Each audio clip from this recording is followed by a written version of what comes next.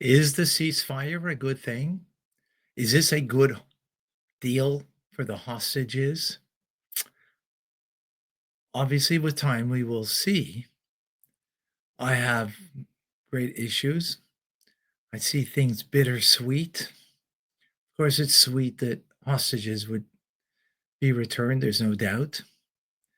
There's a lot of bitterness in the deal and what the results might be. Let's hear Douglas Murray. He has an interesting insight into this. I think it's worth hearing. I want to ask you about the ceasefire deal between Israel and Hamas. We've already seen the first of some of the hostages being released. But Douglas, in your view, will this really ever truly end this war?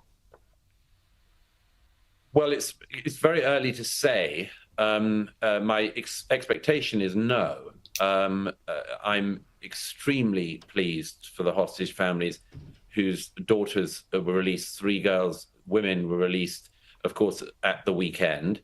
There has been an awful lot of praise of countries like Qatar in particular for helping to effect this release.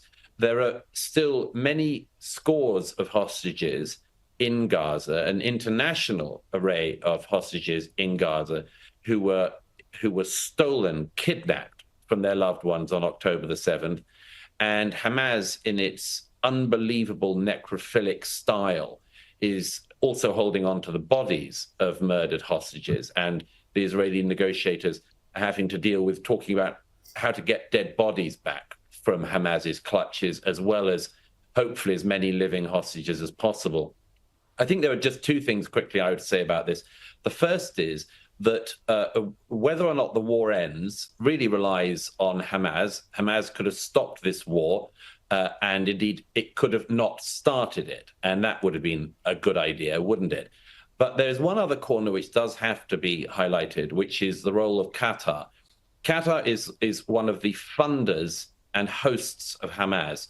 And it is galling to some of us to watch the praise being dished out to Qatar and the Emir at the moment. In my view, a rather perhaps old-fashioned and niche one at the moment, is that if you try to burn down your neighbor's house, then if you provide a fire extinguisher 15 months later, you shouldn't be enormously overpraised for your actions. And that's the situation that Qatar is in. They should be made to give all of the hostages back. None of the hostages should have been in Gaza in the first place.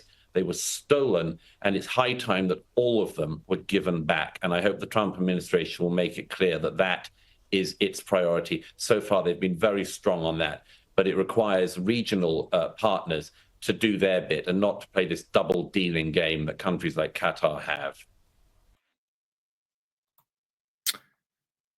That's very true about Qatar.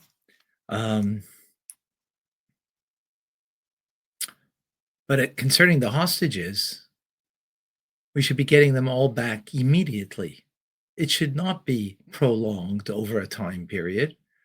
That is only being done in order that Hamas can regroup themselves, re-strengthen themselves, assert their authority in Gaza, and ultimately go back to their terrorist activity. Which then brings us to how the war will end. Will it only end? It should only end when Hamas lays its arms down, whether they do that willingly, which of course would be preferred, or they are forced to do it because there's none left. Because that's the only way. Because we see clearly that they're claiming victory.